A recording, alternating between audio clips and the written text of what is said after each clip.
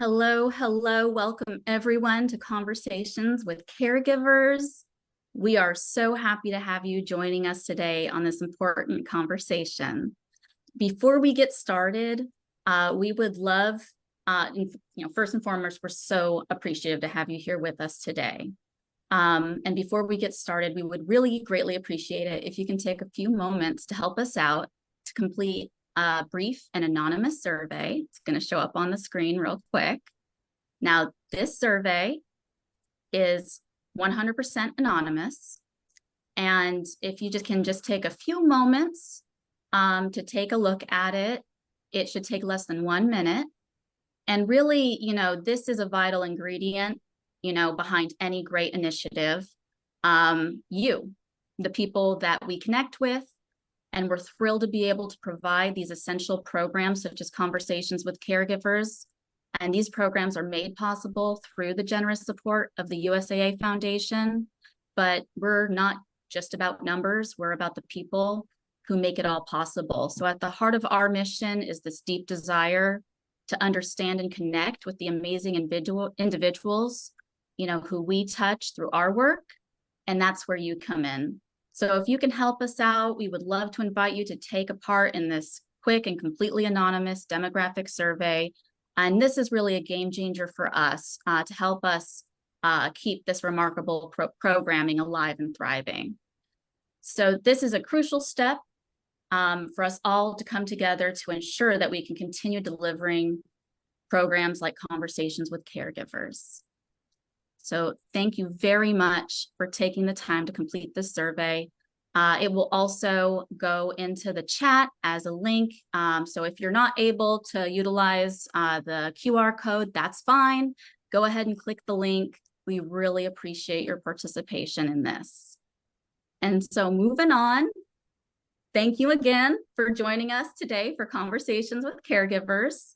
This series is sponsored by the USAA Foundation, and it's an opportunity for us to virtually engage and learn with fellow military and veteran caregivers about difficult issues that affect our lives. These events are intended for military and veteran caregivers to learn together, to discover new resources, and also transform the narrative of our own experiences and build resilience together. Please note that these virtual sessions are recorded and will be posted to PsychArmor's website and YouTube channel. Today's conversation will explore what caregivers need to know about respite. Our hope is that this conversation will both empower and equip caregivers with the knowledge and resources necessary to navigate their caregiving journey successfully. Also, this webinar is part of our campaign to launch our newest caregiver course series on respite, which are officially live on our website. These were developed in partnership with the VA Caregiver Support Program and were funded by the USAA Foundation. We would love to encourage you to visit these courses and learn how you can incorporate respite in your own life. We'll be dropping these links into the chat in a few moments so you can access these at a later time at your own convenience. So with all that said, we have two fabulous guests who are joining us here today to discuss this critical conversation about respite. And I would love to ask Trisha if you would like to get us started with an introduction. Yeah, thank you, Shaina. It's really an honor to be here with you all today. I just want to quickly say thank you to USAA and PsychArmor for the collaboration in putting together the Respite course series and the opportunity to participate today. And of course, to thank all of the caregivers on the call with us today. I know your time is so precious, and I appreciate that you are joining us today for this conversation. And I hope at the end of it, you have a few nuggets of information or inspiration that can support you in your own respite journey. My name is Trisha Chadduck. I am a clinical program coordinator with the Department of Veterans Affairs Caregiver Support Program. I am also the proud granddaughter of a Korean War veteran and was honored to support him through his end-of-life journey. So very excited to be here. Thank you so much, Trisha, and we're so happy to have you here. And of course, Shawn, would you like to hop on and introduce yourself as well? Absolutely. Thank you so much, everyone, for being on today. My name is Shawn Moore, and I am a director for our programs at the Elizabeth Dole Foundation. I am also a caregiver to my husband, who spent 23 years in the Army. And one thing that I want to point out right off the top is kudos to everyone for taking some respite time for yourself and tuning in for some great conversation today. I'm super excited to be able to be here and be with Trisha and Shaina and have a great conversation. Thank you. And thank you for highlighting that, because you are like right on the money right there. This in and of itself is really, taking the first step in respite, taking the time to learn more and to broaden our understanding of what respite is and what respite can be. There's a lot out there about respite, and, with thanks to the, folks who are joining us today, we're able to delve a little bit deeper into what respite is, different forms of respite, informal and formal, as well as how we can also take ownership in incorporating respite in our own lives. So with that, I'd love to pose to you guys the first question: what is respite? I think you hit on a few things right off the bat. Like respite can look so different and unique for caregivers. It can be things that are just self-led and just in that intentionality of taking a break. Like Shawn said, thank you for being intentional today to take this time to come and sit and be a part of this conversation. All the way to, we think of more like informal supports, like our neighbors, our friends, our family, our faith communities, our military community, all of those people that surround our lives, like tapping into those folks to maybe come and sit with our veteran or help us run an errand or take something off of our plate, all the way to formal respite, which sometimes maybe where people's minds go first is, having like a home health agency or, some sort of like formal entity become involved in our lives, or having to take our veterans somewhere for them to stay. So respite can really, it can really look different, and it can really be very, very simple things, to more longer term support or assistance. Right. Again, right on the money. It's this ambiguous, but also multifaceted concept. Shawn, do you have anything else to add to, what is respite? I mean, Trisha hit it on the nail on the head. I think one of the things that I want to make sure is really important that we bring up today is just what you said, in that respite can look different to all of us. And what I do for respite may not be something that another caregiver can do or even wants to do, or that their veteran likes. Yeah. With respite. Absolutely. Yeah. So, there's different, things that, can present barriers, to the formal, or maybe the formal isn't, appropriate for all folks. And so it's really finding and identifying and also broadening what we believe respite to be, and, incorporating that with intention, as Trisha really, pinpointed in our lives. And I mean, Trisha, you also mentioned, formal respite. And, formal respite, we imagine that as something that, is provided either by a federal entity, a local entity, something that takes place either in the home or in the community. Can you kind of shed some more light on like different types of formal, respite programs or respite types that folks may or may not be familiar with? Because it is kind of like an ambiguous notion. Yeah, definitely.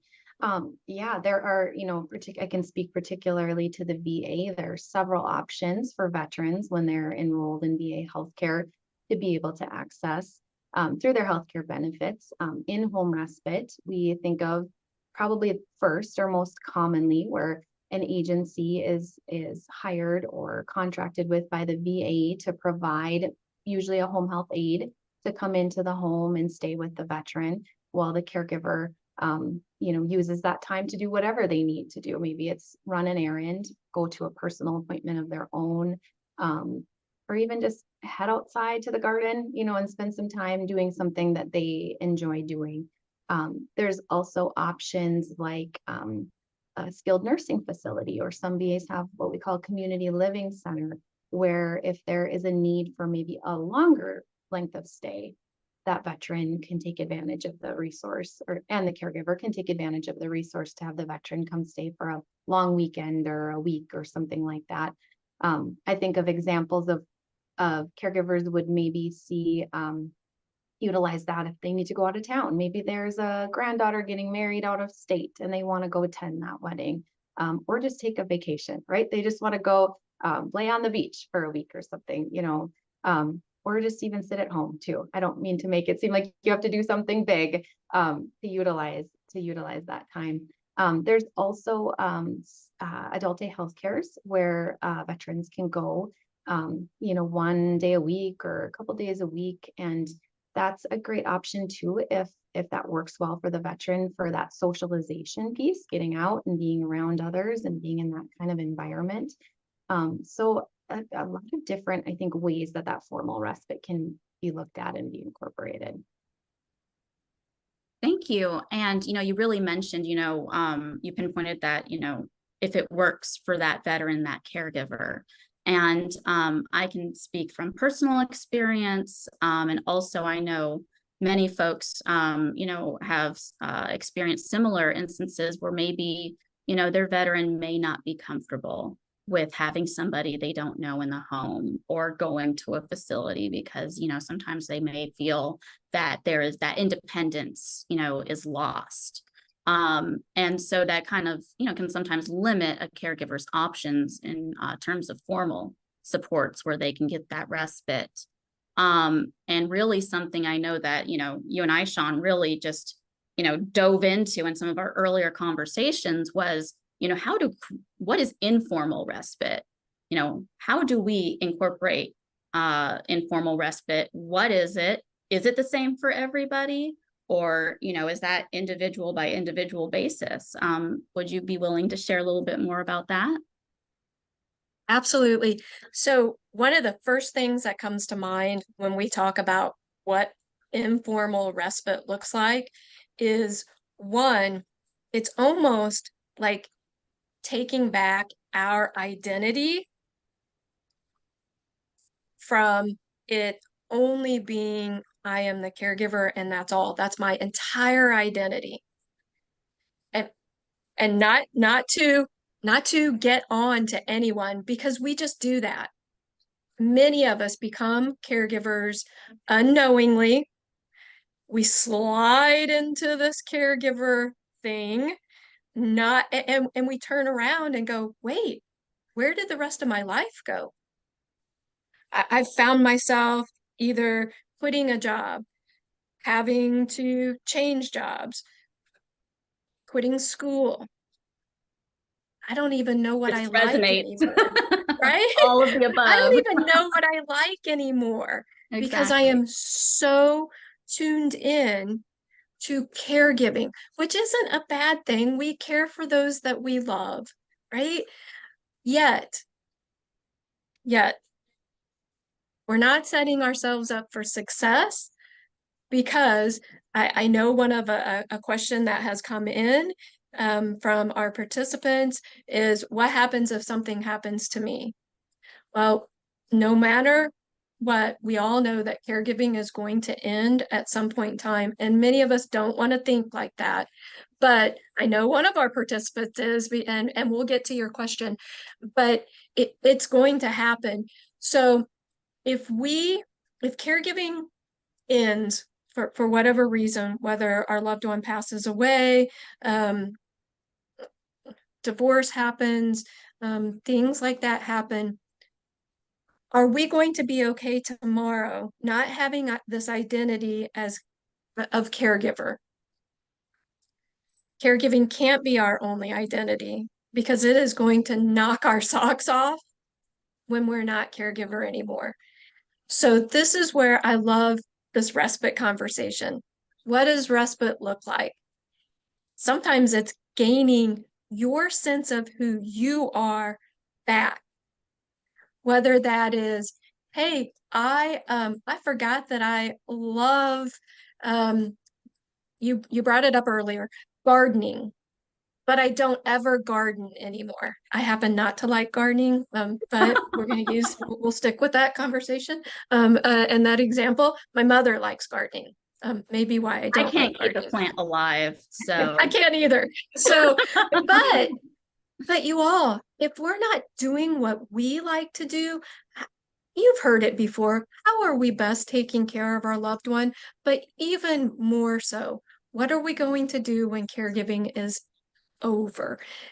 And I don't want us to be in that spot of who in the world am I? What do I like? I don't know what to do now because I'm not a complete caregiver loss anymore. So yeah, that loss is of huge. identity. So we're not only dealing with maybe a physical loss of a veteran, but now we're also on top of that, who am I? Because I've lost who I am. So respite to me looks like spending time with my friends. A few years ago, I couldn't list friends on one hand. I didn't have them. Yeah. It is one thing that keeps me going now. Having friends. I went out to dinner with a friend last night. It was just right down the road. I was there in case I was needed. Yet if I don't do things like that, I may be in some bad spots just like my veteran. Yeah. And you really pinpoint, not only the effect of, losing that connection to ourself and that understanding of what brings us joy, who we are outside of being a caregiver, both in terms of, respite, but also what that means, later on in this caregiving journey. Because just like, we don't enter caregiving intentionally, we're, usually pretty surprised when we're thrown into this role, but also losing ourselves along the way. And then, that intention is can probably be the key point of this discussion, because we really truly do need to be intentional about rediscovering ourselves, our joys, and in some cases, because people grow and change, finding new things that bring us joy. And what you really identified and highlighted there, this resonated. I almost, checkbox, checkbox, checkbox.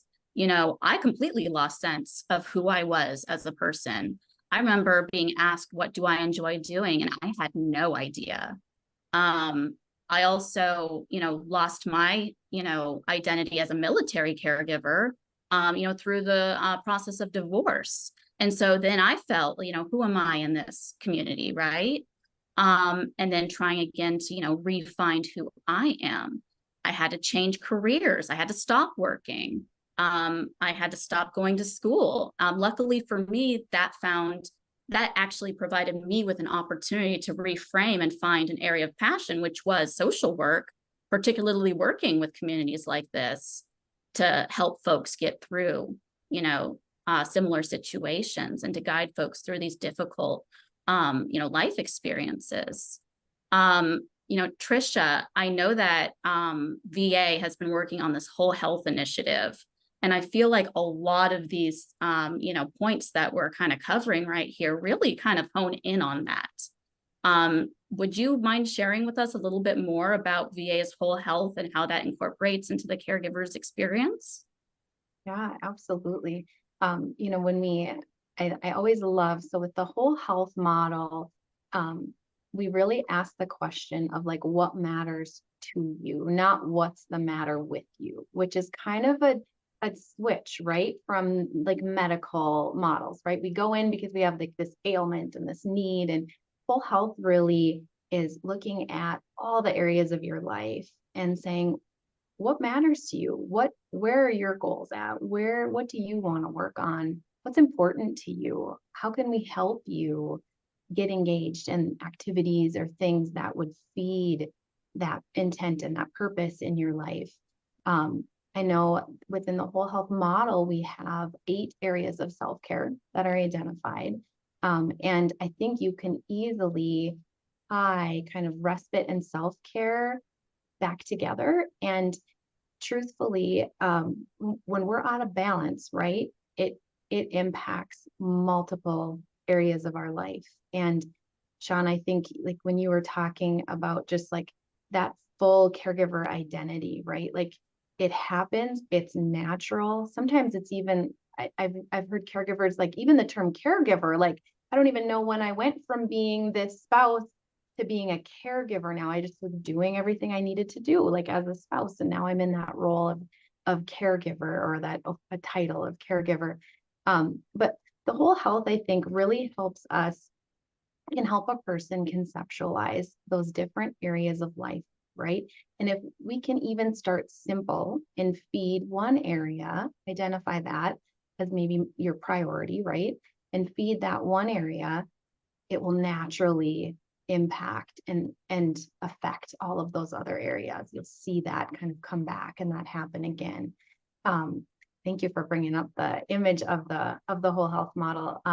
I know, just to kind of, I can point out a couple areas like moving the body, for example. You know, we all know exercise is important. It's helpful, right, to not only our physical health, but our mental health. So what could exercise look like if that's an area that's important to you as a caregiver? What could that look like? How could you incorporate that?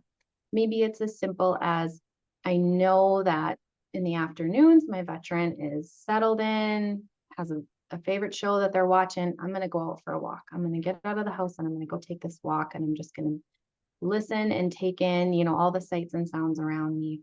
Or maybe it's, I would really love to get back into a yoga class. You know, I want to go attend a class at my local gym. That's something I want to do for myself on a regular basis. And other areas, friends and family, you know, having those important relationships, right? Like those people that care about us and that want to listen to us, like, you know, finding ways to incorporate that back into our lives. Maybe setting aside some time to make a phone call, you know, to somebody that you've been meaning to make a phone call to for a while, or getting together for coffee, or getting together for dinner, or, you know, being able to have those relationships outside of the relationship with our veteran, kind of broadening ourselves again. It definitely, I know, I think we kind of keep coming back to like, it can look so different, you know, for everyone, but there, I think, are so many great ways to be able to make it a practical part of your everyday life. And right there, you said, you know, it looks different for everyone. And, you know, something that, you know, a lot of us will hear, you know, oh, self-care, you know, we might automatically think, oh, does that mean I have to have a spa day? You know, and a spa day may not exactly be what rejuvenates or refreshes a caregiver. And I think that really does, you know, bear the need to highlight, you know, what is respite for me? What brings me joy? What rejuvenates me? And that can look different for everybody. And so it's really rediscovering that self and then bringing that into the mix and that planning of, okay, now that I'm starting to better understand myself, you know, as an individual, not as a caregiver, how can I implement this? How can I create an actionable plan to bring this into my life? And I know that for so many caregivers, including myself, because, you know, love it, you know, I was a dual caregiver. I was caregiving for both, you know, my service member, as well as, you know, a child who's on the spectrum. And so I found my ability to find time for myself very limited.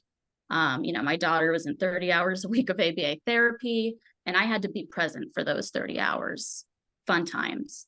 But, you know, we do what we do, and we do what we need to do for our loved ones to help them, you know, be able to receive the care that they need. But that does pose that difficulty in finding time, or, you know, maybe we may not be able to leave the house.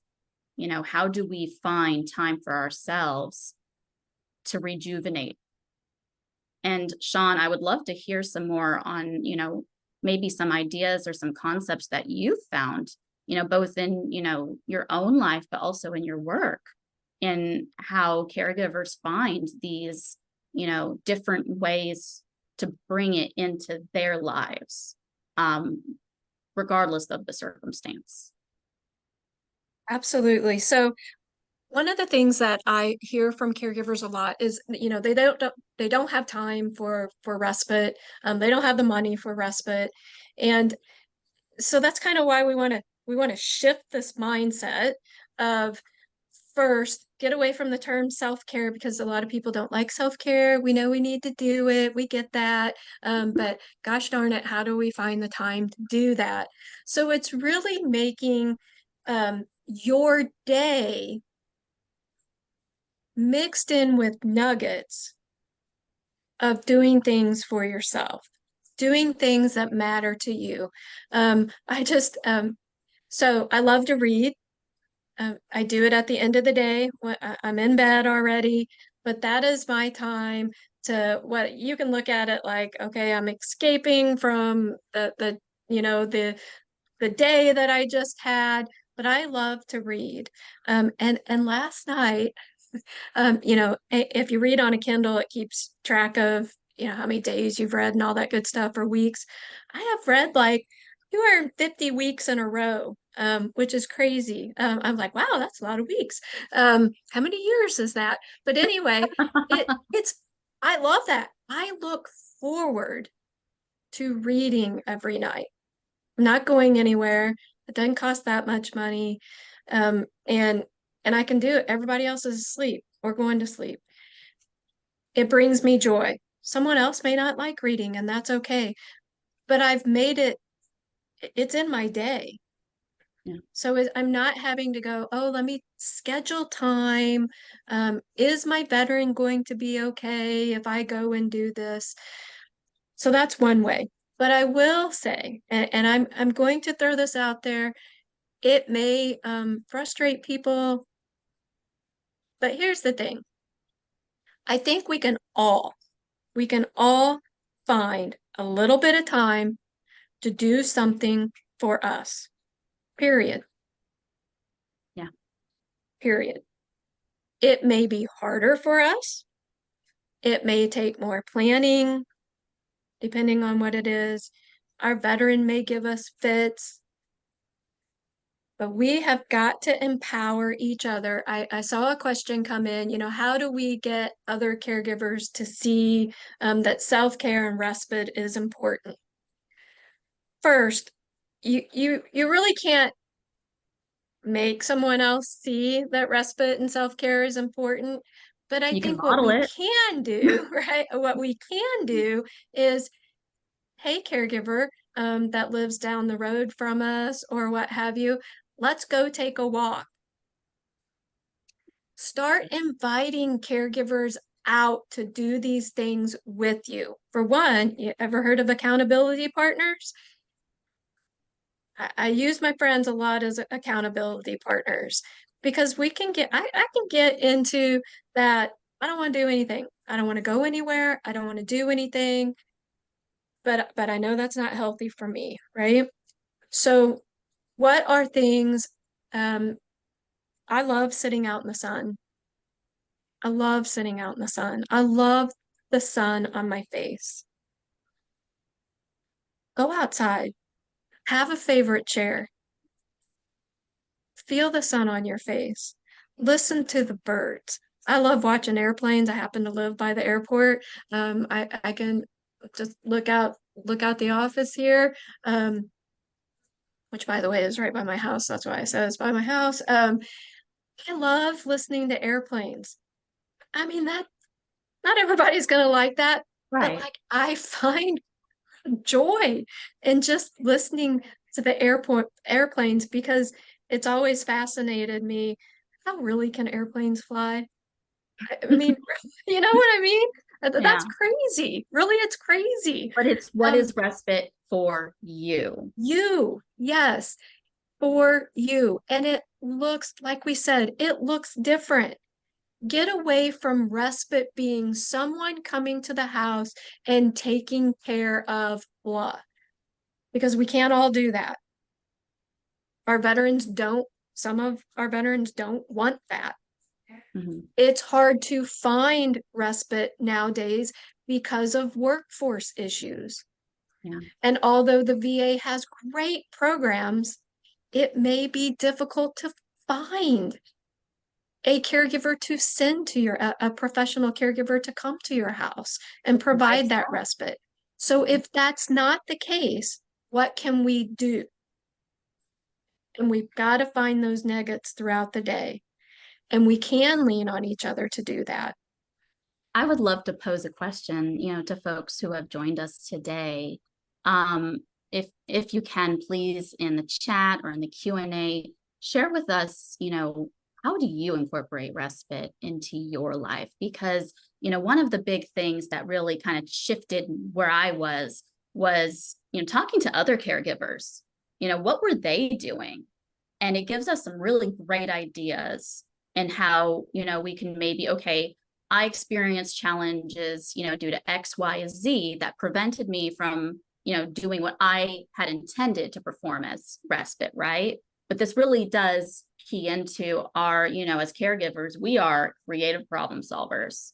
And also being able to key into other people's experiences who have been there and done that. Not only does that facilitate our connection with one another, which can help fill our cup, but we can gain access to different ideas and also get different insights. And I really appreciate that this came into the conversation. So please share with us how you incorporate respite in your life and what respite is for you, because it is very unique to each and every one of us. But I cannot emphasize enough how much I appreciate that this was brought up in the Q&A.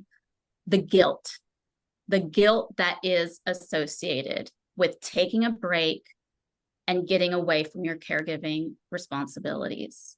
And that is probably one of the biggest challenges I can say from my own experience, but also, even if we do take that time to perform respite, both formally and informally, if we are experiencing guilt during that time, if we are calling in and checking on our loved one during that time while we're away, if we are consistently worrying, we're not able to fully claim our time, and it's not giving us the rejuvenation that we need.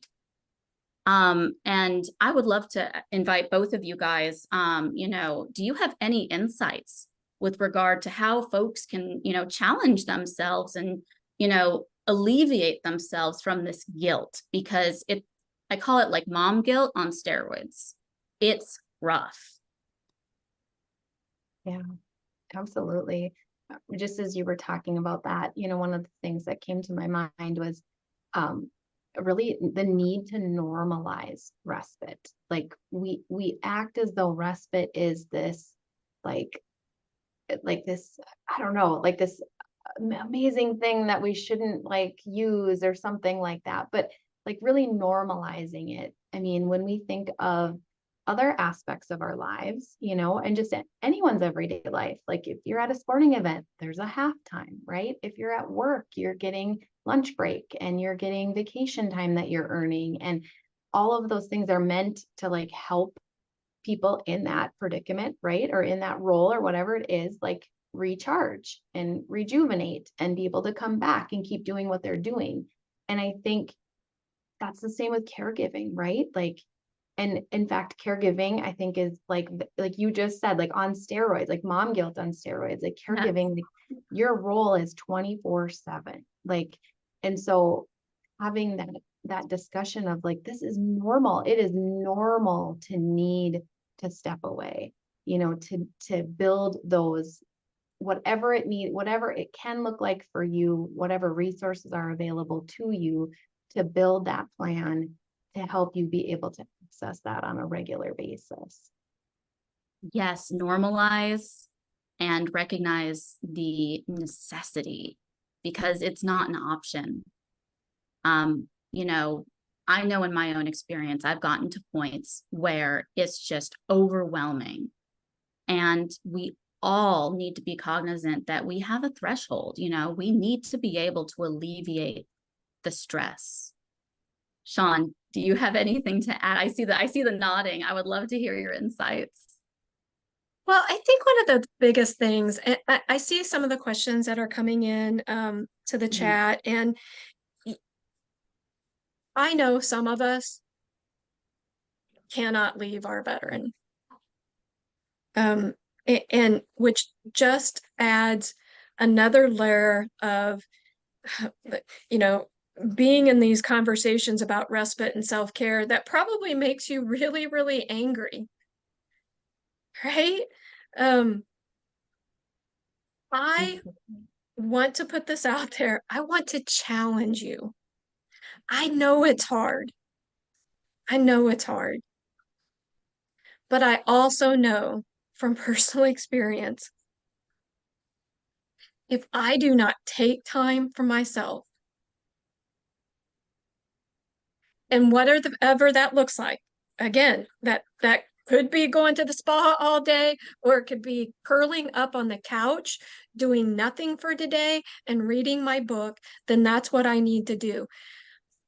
I got into a place, some of you on this call, I'm sure, know me and know that my husband has some major challenges with suicidality. And for a good 2 to 3 years, I found it really difficult to leave him at all. He could physically take care of himself. I was scared if I left what I would come home to. Very scared. It put some fear in me that therefore I did stop doing a lot of things that really fueled my soul. It wasn't good for either one of us.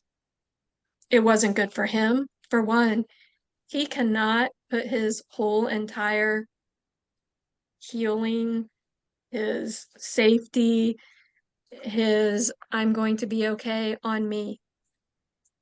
I can't do it. And I think as caregivers, we have to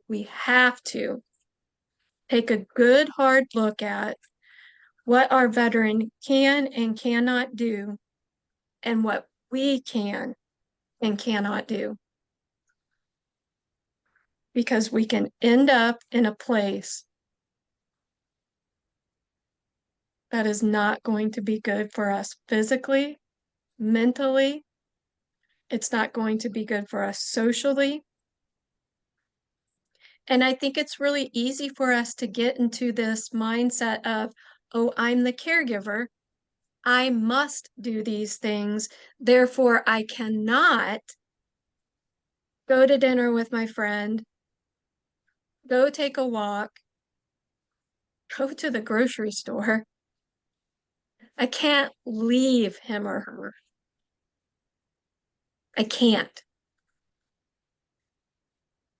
Some can't. I get that. And I am not saying that. But I want you to challenge yourself in really thinking about, can I? Can I leave for just a bit? I think it's important for us to take back and empower each other and ourselves to do what we need to do in this caregiving journey, to also put ourselves up here, because how many others are going to if you don't? And for those of you that have kids, know that your kids are watching you. We all know that, but sometimes we need reminders. Our kids watch us and they learn from us. What do we want our kids to do in these situations? Because they're in it too. They're mini caregivers. I bet you tell them to make sure they're going and doing things with their friends. You deserve that too. You deserve that too. You hit on something that I really appreciate that you did, because it's something that has been just really, truly, pivotal in my own, experience. And something that I think we have all seen is that, we need to recognize our own inherent worth, our value, not just as a caregiver, but as a human being, and that we are worth and worthy of being happy and healthy as well. And it's really hard to accept. And I challenge myself every day. It's not, a one and done. And you have to frequently remind yourself that you are worthy of support, that you are worthy of seeking out help, be it through formal and informal resources. And I know a lot of folks have, brought forward, their concerns with regard to maybe their veteran does not want somebody coming into the home, using this creative problem solving power that we caregivers have. Can we engage some of our friends and family? Would that veteran be willing to sit with someone that they know and trust, or that they may even enjoy?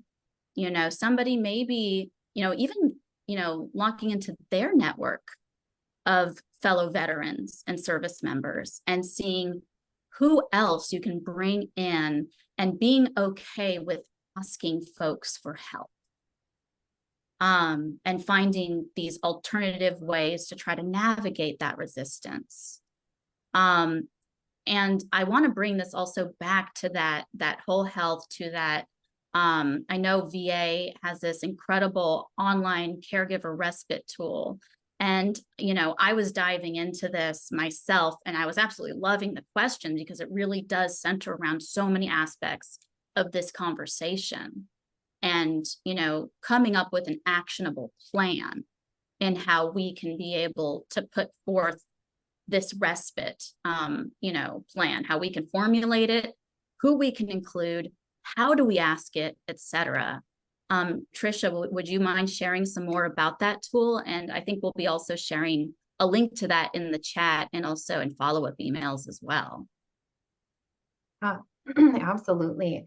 Yeah, so this is something that the Caregiver Support Program put together, and it is available on our Caregiver website. I think they're going to share the link with you all here. So not something, if you're not connected to a VA, you can still go ahead and hop online to caregiver.va.gov, download a copy, print a copy out for yourself, share it with other people in your life. But it really stems back to that initial question of, like, what brings me joy again? Like, what are my identities outside of my caregiver role?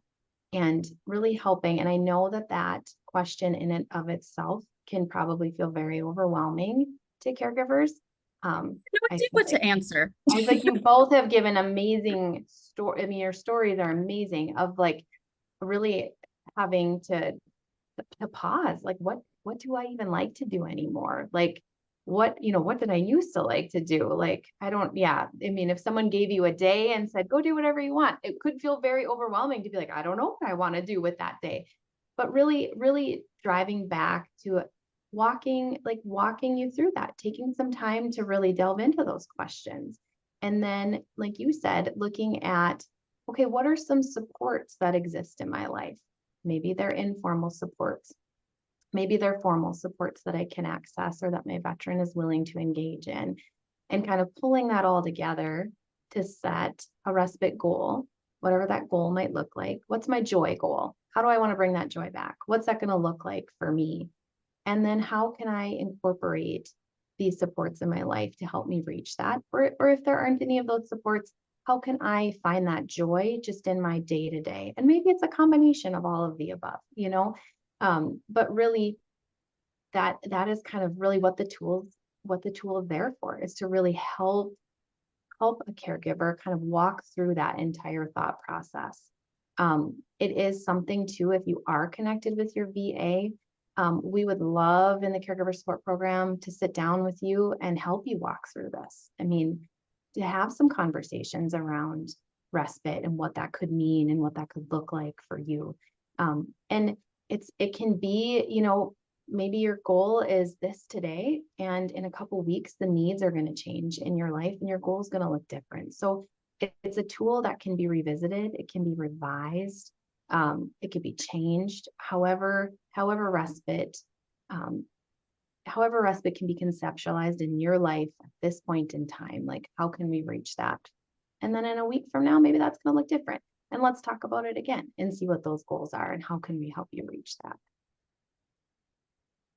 Can I just say for a minute, how many of you would love to hear Trisha just talk and talk? Your voice is so very calming. I know, I have right? just sat here going, I am like in my Zen zone just listening to you talk.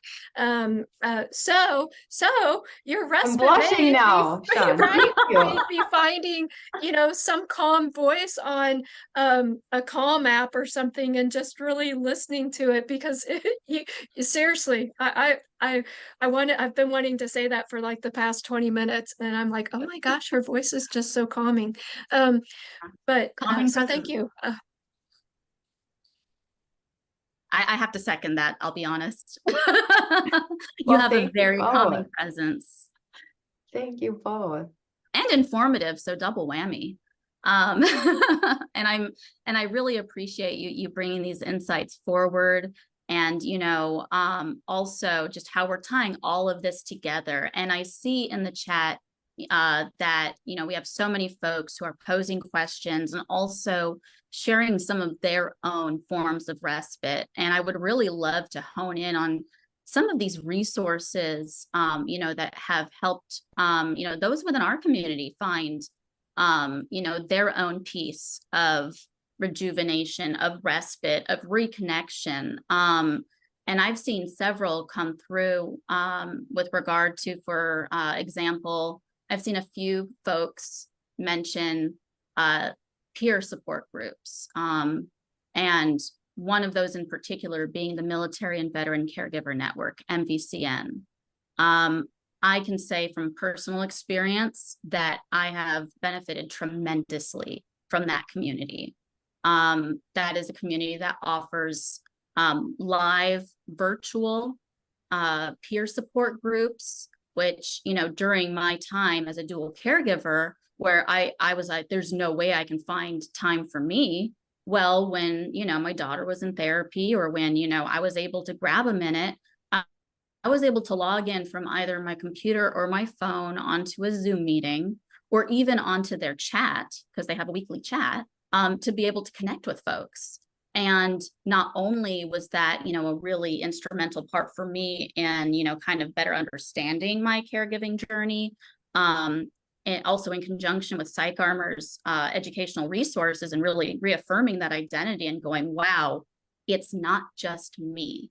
I'm not the only one who's experiencing these feelings. And it really validated for me that I was not alone. And I began to kind of let go of a lot of the guilt that I was feeling for, you know, what I perceived as shortcomings as a caregiver. And knowing that there are others like me. And it's not that we can go out there, you know, in this, you know, let's say we were able to leave the house. You know, it's not like we're going to be waving a flag and going, military veteran caregiver, anybody else? You know, so it really also helps us find others, you know, across the country and even in our own communities, you know, with that camaraderie, that mutual understanding, and that safe place to really just be.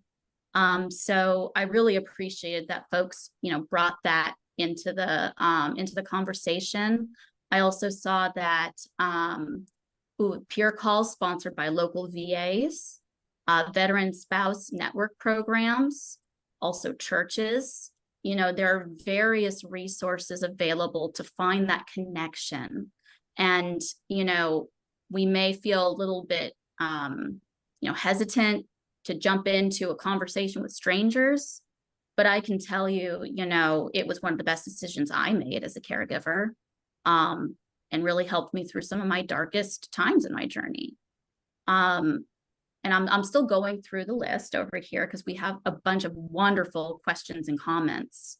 Was there any, if Shawn or Trisha, are there any, resources or ideas that, stuck out to you from the comments and from the Q&A that you would like to, speak to? I think one of the things that seems to keep coming up is, I need to do such and such, and I can't leave my veteran at home. How do I access respite through the VA? And as all of us are social workers here on the call, reaching out to caregiver support, your general caregiver support coordinator at your VA would be an excellent first step of really seeing what's available in your area to help you be able to, I know someone mentioned something about going to a graduation and things like that. That's my thought is that's your first step in seeing if something is available in your area that would be able to assist you. And you may feel all alone. And it may be, I don't know about you, but I have a tough time walking into new places. I know some of you are like, what? Yes, I do. And and Yes. I have found in this space, we already have one thing in common. We are caregiving, and it bonds us. So you will feel like you know people right off the bat.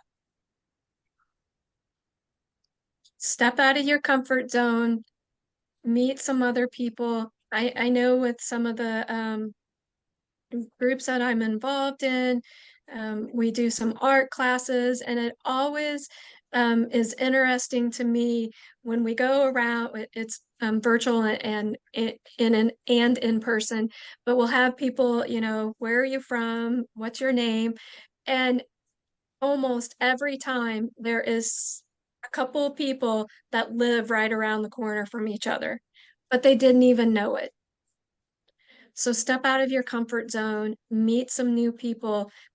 They may live just down the road from you, or even 30 minutes. That's better than nothing at all. You have to have other people in your corner. Humans thrive on human interaction. Don't let this caregiving journey steal your joy of being in community with other people who understand where you're coming from. I can say some of the most off the wall things to my friends. The grocery store clerk is not going to understand it, but if I said it to Shaina or any one of you on this call, you would just understand it, and you wouldn't look at me like I'm crazy. Mostly it would be, oh, you too? No way. It's that aha moment. That aha moment that it's not just me. And that's such a powerful moment. Trisha, do you have anything that you would like to add? I know that, just having reviewed, this tool that VA developed, it also, helps folks identify, if I'm understanding it correctly, identify also how they can reach out to their local VA folks, and helps them, really target what is it that they're looking for, what kinds of questions to ask. Can you tell us a little bit more about that? Yeah, absolutely. As we were kind of talking about the tool, we kind of went through the different, it's almost like 4 different parts, right? Like starting with identifying what those, what that identity and those joy things are, and then walking through kind of what some of those supports might be that can help fill in those gaps. It actually includes that whole health image, that Shaina shared with us just a bit ago, of looking at all those different areas and aspects of self-care. So just a lot of, I think, really good even just like little thought bubbles are throughout the document. So if you're thinking like, I don't even know how to answer this question, it's got some little thought bubbles to trigger maybe some ideas, to get you thinking or to get you going. But I absolutely, if you haven't yet connected with your local caregiver support program team, I would encourage you to do so. We have got some amazing individuals at facilities throughout the nation, and they are doing some awesome things with caregiving and around caregiving. And I just encourage you to just see what's out there and see what they're offering. And this availability of services is so broad and so varied that hopefully there is something that might just sound comfortable to you. Like, I could give that a try. I would be willing to give that a try. And jump in. Don't be afraid to jump in. I have had the honor of sitting in groups with caregivers for the last 10 plus years. And I can't even begin to tell you how beautiful it is to witness that aha moment and to witness that connection that happens.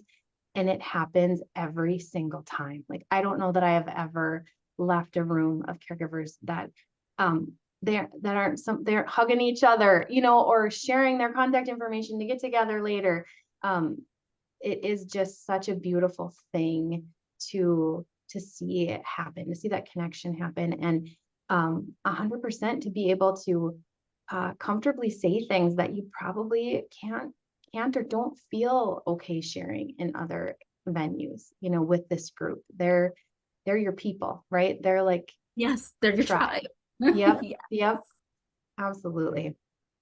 Thank you so much. I know we're coming up on time, and I know we have so many questions in the chat, and I would love to, get to all of them, and maybe, we'll work with the PsychArmor team and see how we can follow up, with additional resources. But I also, saw a quick note about, finding interaction opportunities for the veteran. And some, difficulties in getting others who are willing to connect with that veteran. And I would really encourage you not only to reach out to VA, because your local VA is going to know about the supports that's available in the area. They may know of veterans who they can connect with. And, those are the folks who, really do, it's that camaraderie and that shared experience that they really truly gravitate towards each other. But also looking at other resources as well, the nonprofits that serve these communities. I know, with some organizations, it's dependent upon, what service era. I've had positive experiences with Wounded Warrior Project, where they bring together both the family supports as well as the family and the caregiver to create these positive environments for the whole family unit. But also they encourage and facilitate this connection amongst veterans who have these shared experiences. So I would really encourage you to look into those resources. Start with your local VA. They're going to have, the most, information about what's available in your area, but also, don't stop at just the local. Look at what's available nationally. And with that, I know we're right almost on time. I'm going to bring up another QR code. And so with all of this, I would really like to thank everybody for joining us and for actively participating in this really, really critical conversation. This means a lot to me. Shawn and Trisha, I can feel your passion for this topic, for this work. I really want to thank you both for being here with us, and your vulnerability, and sharing your expertise and resources. Thank you to our attendees for joining us. And also, I would really like to encourage, if you can just take a moment, follow the QR code on the screen. It will also be coming up as a link in the chat.